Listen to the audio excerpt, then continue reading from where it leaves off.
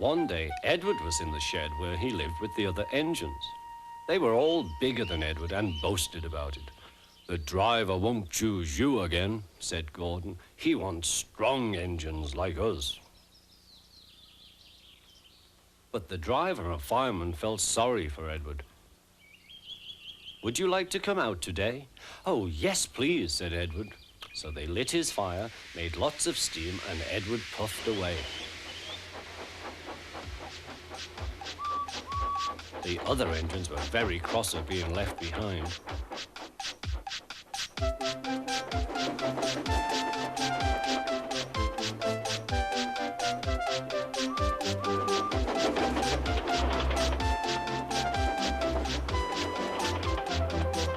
Edward worked hard all day. The coaches thought he was very kind, and the driver was very pleased.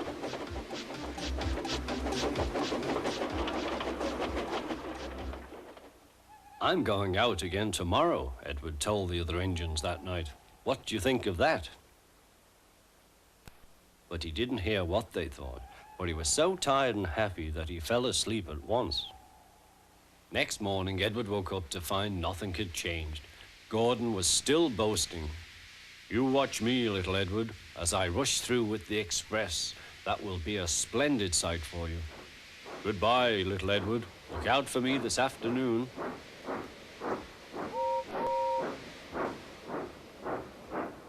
Edward went off to do some shunting. He liked shunting. It was fun playing with freight cars. He would come up quietly and give them a push. Then he would stop and the silly freight cars would go bump into each other. "Oh," they cried, "whatever is happening?"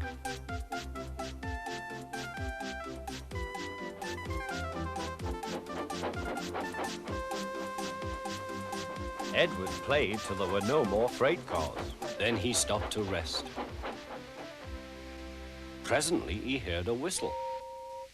Gordon was very cross. Instead of nice shining coaches, he was pulling a very dirty freight train. "A freight train, a freight train, a freight train," he grumbled.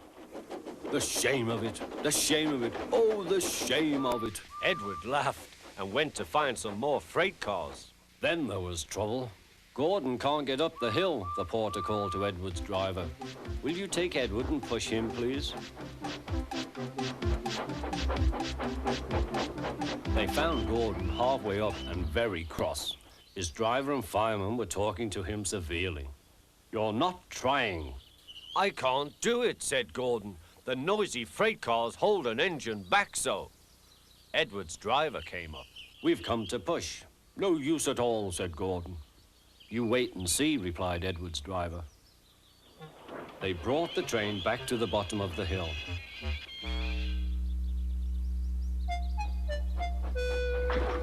"I'm ready," said Edward. "No good," grumbled Gordon. They pulled and pushed as hard as they could.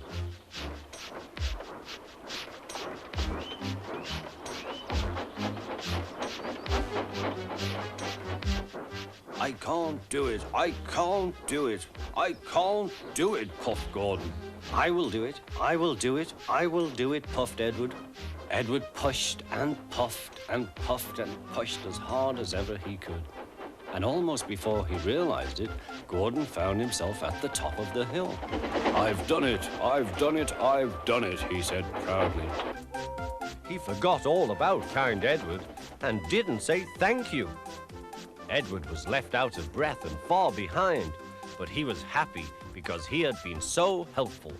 At the next station, he found that the driver and fireman were very pleased with him. The fireman gave him a nice long drink, and the driver said, "I'll get out my paint tomorrow and give you a beautiful coat of blue with red stripes. Then you will be the smartest engine in the shed."